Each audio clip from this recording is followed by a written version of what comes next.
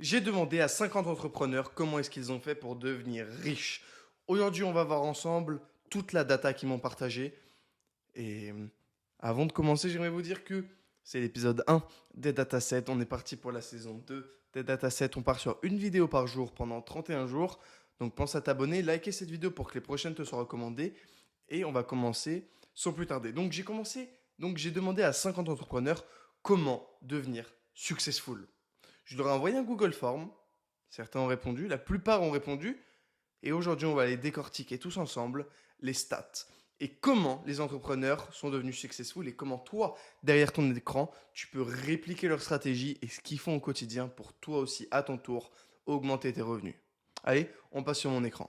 Ok, nous voilà maintenant sur mon ordinateur. Alors, j'ai demandé à 50 entrepreneurs comment devenir successful. Avant de commencer les statistiques, j'aimerais vous poser plusieurs questions. C'est hyper important avant de commencer. Question numéro 1, pourquoi tu veux être successful? Vraiment, demande-toi vraiment pourquoi. Est-ce que c'est l'argent, le statut, la liberté, les biens matériels, le plaisir? Vraiment, demande-toi pourquoi. Ça a énormément d'importance parce que le moment où tu n'as pas envie de travailler, le moment où tu as un down, et ça arrive d'avoir des périodes de baisse, qu'elles soient mentales, physiques, revenus, etc.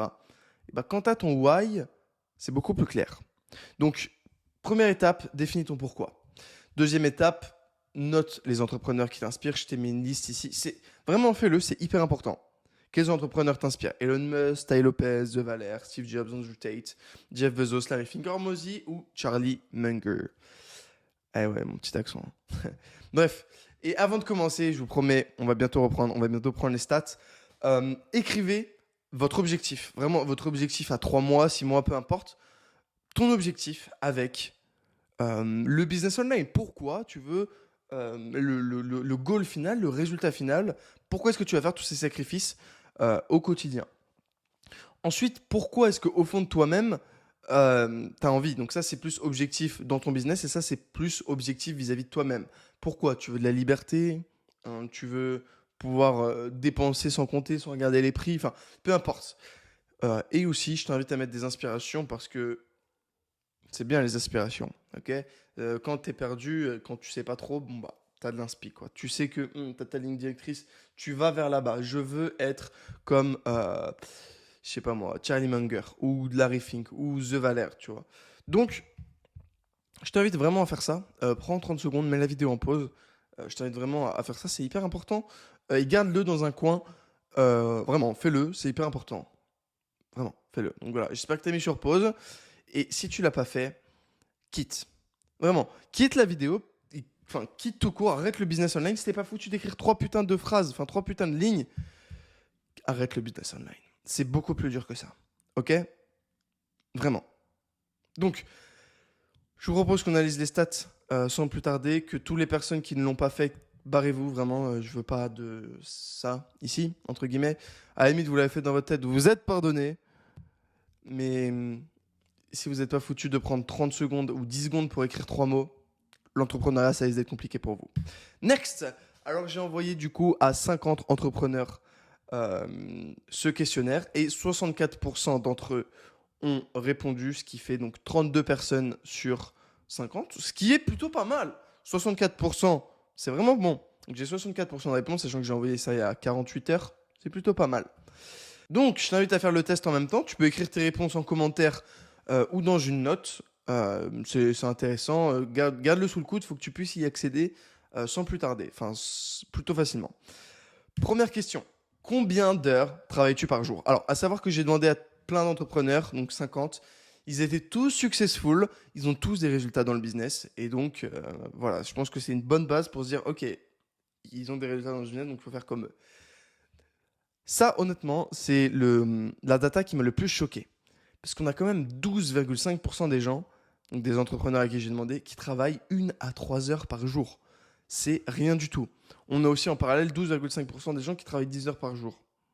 Okay, on voit que la grosse majorité, elle travaille entre 5 à 8 heures, donc 50%, entre 5 à 8 heures par jour. Honnêtement, moi aussi, c'est un peu ça. C'est la grosse moyenne.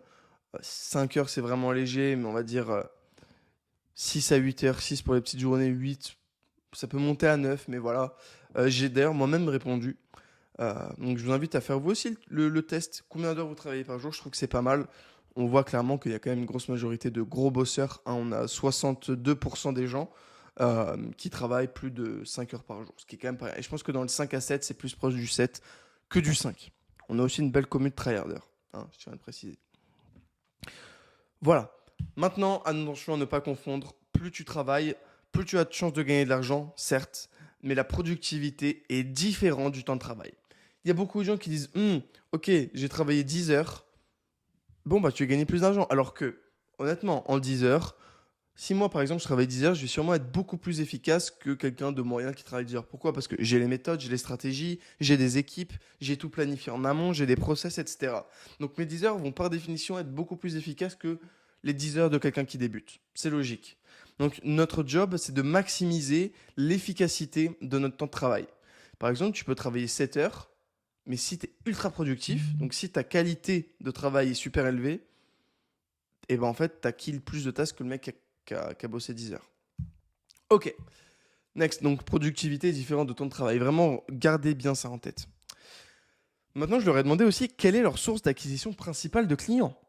C'est quand même une data intéressante. Alors là, il y a 2 personnes qui n'ont pas répondu, je ne sais pas pourquoi, mais on a 30 réponses et on voit que majoritairement, c'est Meta Ads. On a vraiment une grosse majorité de Meta Ads, donc Facebook Ads, et de YouTube organique. Vraiment, c'est les 2 gros leaders, mais ça ne m'étonne pas, hein. On a du YouTube organique parce que même moi, là, en ce moment, je suis en train de faire du YouTube organique. C'est pas très compliqué en soi. Ça demande un peu de travail, mais comparé à Facebook Ads, ça n'a rien à voir. Mais bref, Facebook Ads, donc gros leader avec YouTube organique. Et le pire, c'est que j'ai pris quand même pas mal de... Enfin, j'ai pris différents business. J'ai pris du SaaS, j'ai pris de l'e-com, j'ai pris de l'infoprenariat, j'ai pris du coaching, du high ticket, du low ticket. J'ai pris vraiment pas mal de mondes différents. Et puis, on a quand même 2 grands gagnants, Meta Ads et YouTube organique. On a aussi un petit LinkedIn organique. Donc, on a 2 personnes, je crois, du coup, qui sont sur LinkedIn organique, ou 3. Mais du coup, voilà, LinkedIn n'a pas négligé, ça me paraît être un bon truc. D'ailleurs, dans l'un des datasets, on va parler de LinkedIn parce que c'est quelque chose de très sous-coté à mon avis. Bref, on en reparlera plus tard. Donc on voit qu'il y a quand même une grosse majorité de Facebook et YouTube à dupliquer. Moi, personnellement, c'est aussi majoritairement Facebook. Et YouTube organique, c'est aussi ce que je fais là actuellement. Bon, c'est pas de la clientèle que je fais, mais fondamentalement, ça pourrait. Next. Ce qu'il faut retenir de ce graphique-là, c'est que pour vraiment progresser dans l'entrepreneuriat, il vous faut une source d'acquisition, une offre et troisièmement, un produit. Rien que ça. Avec ça, tu peux faire 100 cas par mois. Si tu es chaud dans ton source d'acquisition, si tu as une putain d'offre et un putain de produit, tu fais 100 cas par mois.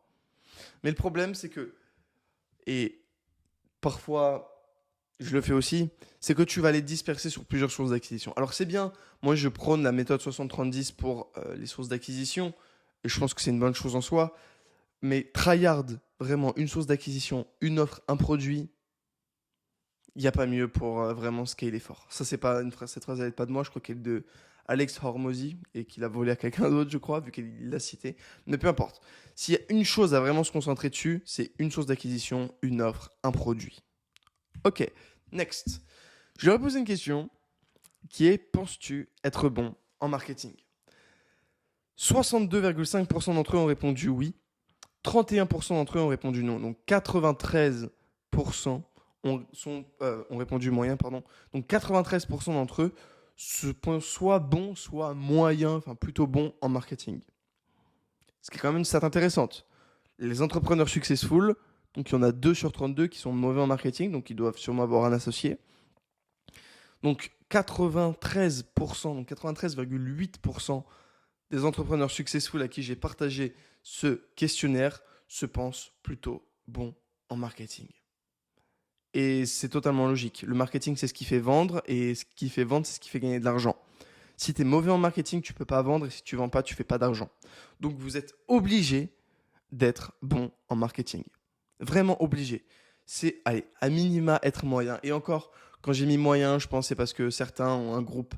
Enfin, par exemple, j'ai quelques idées de personnes avec qui j'ai bossé par le passé qui, eux, se considéraient bons en marketing, mais quand je suis arrivé dans leur business ou quand je leur ai donné des conseils, ils sont en mode ah ouais, ok, j'ai peut-être un petit temps de retard, mais euh, c- je pense que certains se pensent moyens, mais en réalité sont bons. Ok? Donc, le marketing, c'est le skill, vraiment, le skill numéro un à développer. Tant que tu es un bon marketeur, tu feras de l'argent. Vraiment, le marketing, ça te suit toute ta vie. Principalement si tu es jeune, si tu apprends une compétence jeune, ça te durera toute ta vie. Donc, si tu apprends le marketing jeune, et jeune, j'entends moins de 30 ans, vraiment, où ton cerveau est encore bien malléable, et bah, tu es quasiment sûr d'être riche, à minima, pas pauvre, de ne manquer de rien jusqu'à la fin de tes jours, étant donné que le marketing fera partie de toi. Donc, si tu veux être meilleur en marketing, abonne-toi. C'est une chaîne marketing. On sort une vidéo par jour pendant 31 jours. Il ne faut absolument pas rater ça. On va parler marketing. Vraiment, ne manque pas ça. Abonne-toi et like cette vidéo. Tu vas passer à l'étape supérieure dans ton business. Vraiment. Ok. Question suivante. T'inspires-tu d'idées d'autres entrepreneurs? Là, on ne peut pas être plus clair. 100% de réponse oui. Donc, bah, c'est logique finalement. Mais je sais que certains sont là en mode, par exemple, moi, Dataset. J'ai repris ça de Luc Belmar aux États-Unis. Alors, il est arrivé et j'ai repris ça en une semaine, 10 jours, je crois. Donc, c'est vraiment quand il a commencé que j'ai fait en même temps. Je me suis dit, ah, c'est un bon nom, bam. J'avais déjà l'idée d'une vidéo par jour et puis j'ai repris direct. Ou ça s'est joué vraiment à quelques semaines près. Mais Dataset, c'est pas moi qui l'ai inventé.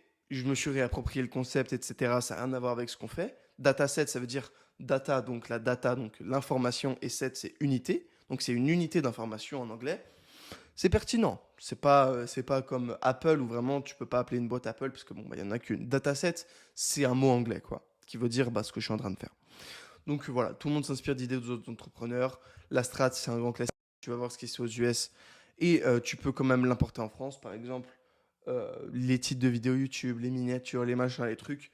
Moi, je m'inspire grandement de ce qui se fait aux US. Du moins quand je travaille sur le marché français.